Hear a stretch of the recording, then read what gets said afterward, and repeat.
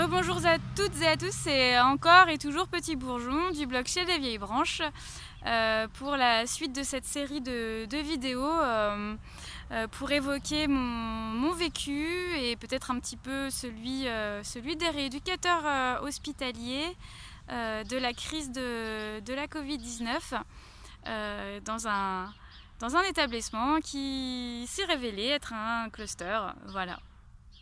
Alors je vais maintenant entrer dans le vif du sujet pour vous parler de façon chronologique de comment se sont passées les choses. Il se trouve que à l'instant, on vient de me dire que la décision du port de masque obligatoire vient de tomber et qu'elle n'est pas, disons, elle ne sera pas actée pour le 1er août, mais dès demain, lundi 20 juillet, il me semble, si je ne me trompe pas. Voilà, c'est un petit peu, c'est aussi cette actualité-là de reprise épidémique qui me pousse aujourd'hui à m'adresser à vous et j'espère à plein de personnes qui auront peut-être envie d'avoir le témoignage de quelqu'un qui a vécu la pandémie de près. Voilà.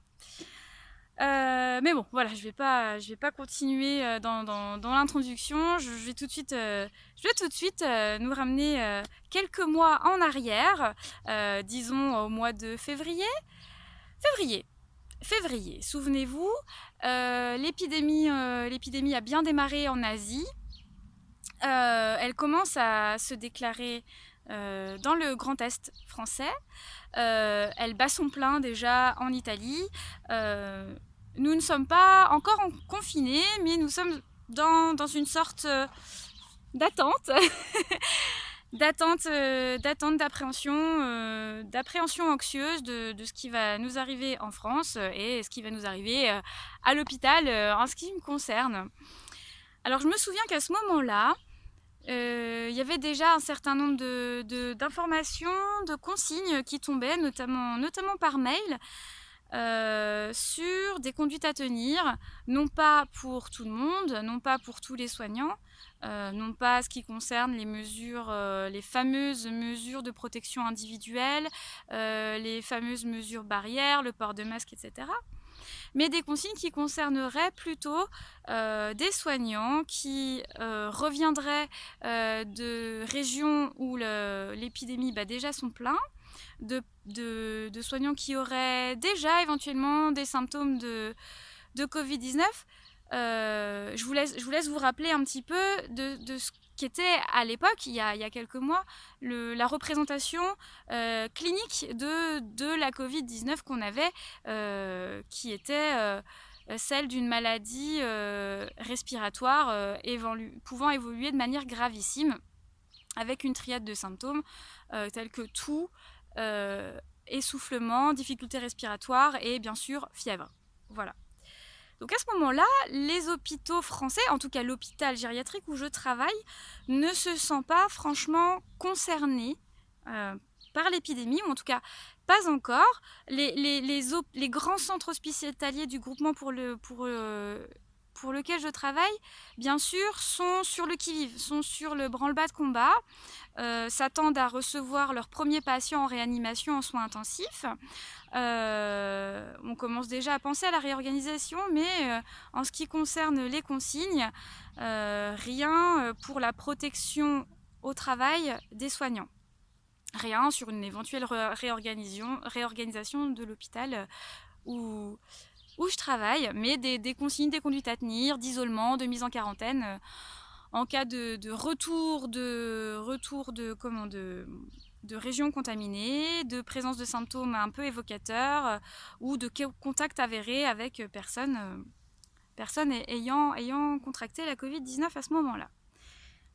Attente, questionnement.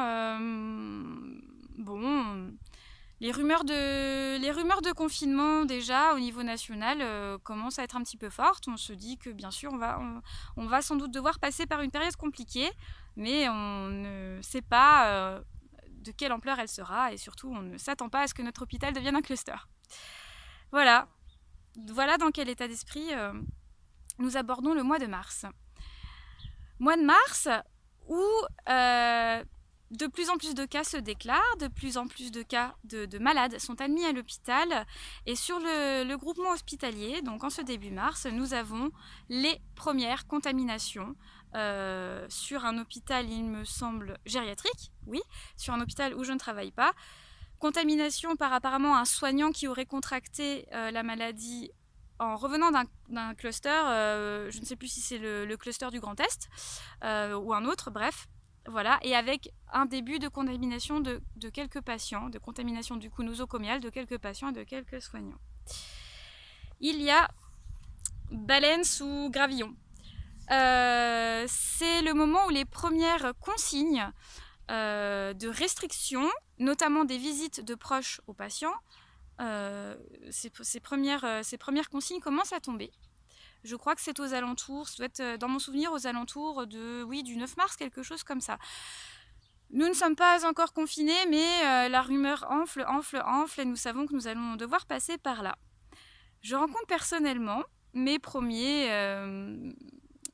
petits soucis par rapport à mon exercice particulier de rééducatrice multi-affectée. Je me souviens un collègue, là depuis peu, qui ne me connaît pas, ne sait pas exactement sur quels hôpitaux j'exerce, autre que celui-là, cet hôpital numéro 1, et me demande, en me voyant arriver dans l'unité, comme d'habitude en fait, pour aller voir mes patients et puis proposer mon groupe avec ma collègue érythothérapeute, me demande ce que je fais là.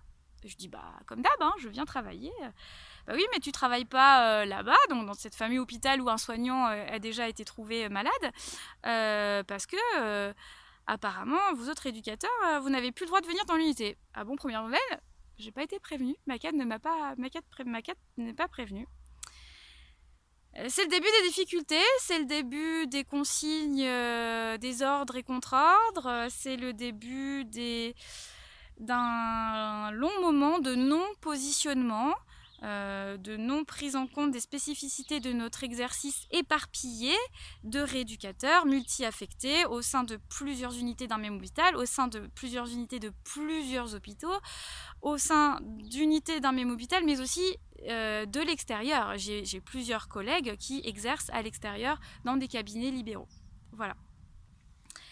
Et donc, c'est le début de beaucoup de questions et beaucoup d'inquiétudes et de début de réflexion sur comment adapter notre exercice. Je propose à ma cadre, moi, de ne plus changer d'établissement en cours de journée sur la pause de midi, comme ce que je faisais auparavant, donc avec mon emploi du temps qui était adapté aux différents besoins des services à différents moments. Et je propose à ma cadre de me cantonner à un établissement par jour. Pas de changement à la pause de midi, ce qu'elle accepte pour ce que moi je lui propose, parce que je ne veux pas passer de temps dans les transports en commun à un moment où il n'y a encore pas du tout de recommandation ni d'obligation de port de masque, ni à part quelques mesures barrières habituelles, distanciation physique et hygiène des mains et tousser dans son coude, etc. Il n'y a encore rien. Bref, ma cadre accepte.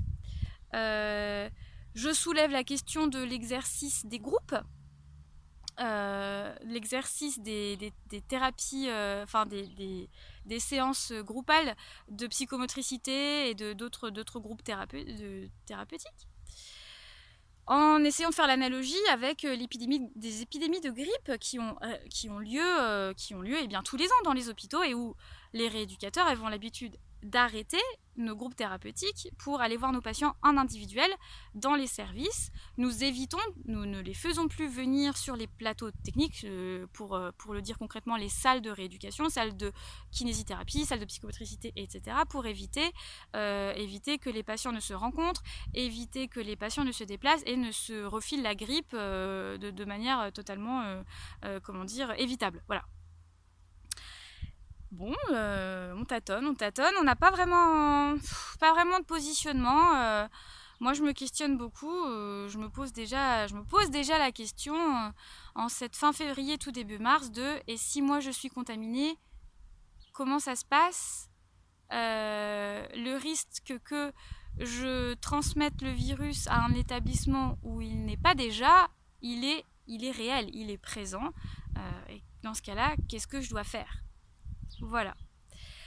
C'est à ce moment-là que le premier cas va entrer dans cet hôpital numéro 1. Et il va entrer, pile là où il faut, c'est-à-dire dans une unité fermée, l'unité cognitivo-comportementale où je travaille, qui est une unité qui est, par essence, par son projet thérapeutique de prise en charge des troubles du comportement parfois très bruyants, très violents de patients en grande souffrance. Donc cette unité-là est par essence une petite unité fermée sur elle-même, très confinée pour permettre aux patients de bénéficier de beaucoup de ce qu'on abrège TNM dans le jargon, thérapie non médicamenteuse, faite par des rééducateurs, par des soignants formés, par des intervenants extérieurs, etc. Et où, on le sait, nous autres soignants qui travaillons dans ces unités de longue date, les infections se transmettent à une vitesse hallucinante et contaminent pratiquement tout le monde. Voilà, on l'a vu dans le cas de la grippe, on le voit dans le cas des gastro-entérites et on l'avait vu aussi récemment pendant un petit moment de courte épidémie de VRS, virus respiratoire syncytial. Alors je ne peux plus exactement vous expliquer ce que c'est. Ça fait partie des maladies respiratoires qui affectent les personnes fragiles, immunodéprimées, etc., âgées, mais un petit peu moins les personnes plus jeunes et en meilleure santé. Voilà. Et donc pour ma part, je suis très, très étonnée que toutes les mesures qu'on met en place volontiers pendant les épidémies de grippe ne soient pas dégainées au pied levé pour une maladie contagieuse, très contagieuse, mortelle pour les plus fragiles et dont on connaît un mode de transmission qui n'est pas tout à fait celui de la grippe, mais qui y ressemble fortement. Suspense, le loup est dans la bergerie et comme vous allez le voir dans la prochaine vidéo que je vais pas tourner aujourd'hui parce que le soleil est en train de tomber et puis parce que je pense que c'est pas mal pour aujourd'hui. Affaire à suivre. Voilà, donc je vous retrouve pour une prochaine vidéo, sans doute demain, dès demain, pour la suite de mon récit. Mon récit qui j'espère va vous intéresser et vous apportera un petit peu d'informations, de billes pour comprendre mon positionnement, le positionnement que je vais adopter à la fin de mon discours par rapport à la situation actuelle. Voilà, et je vous dis à très bientôt.